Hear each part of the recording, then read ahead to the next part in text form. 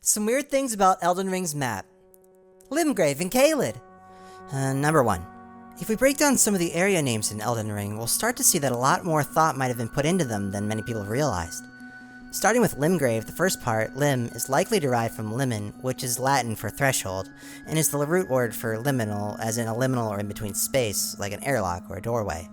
Please note, as Wiktionary very prominently does, that an anagram for limen is melon, which should put you in mind of Melina, the player character's guide through the lands between, first met here in the Limgrave.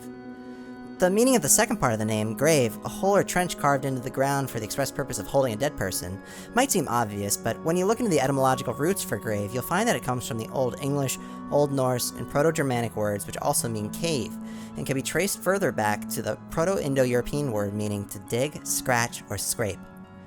This context is important for a couple of reasons.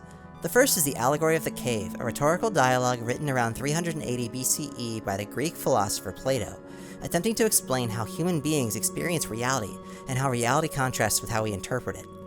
Throughout the starting areas of Limgrave, we see these wretched souls scratching and clawing at the dirt, lit by a torch that casts long dancing shadows, their faces pressed to a wall, while an entire beautiful world could be seen if only they turned around. The second reason this context is important is that cave, and the root words for grave, look like K, as in the first part of the name of the next place, Caelid.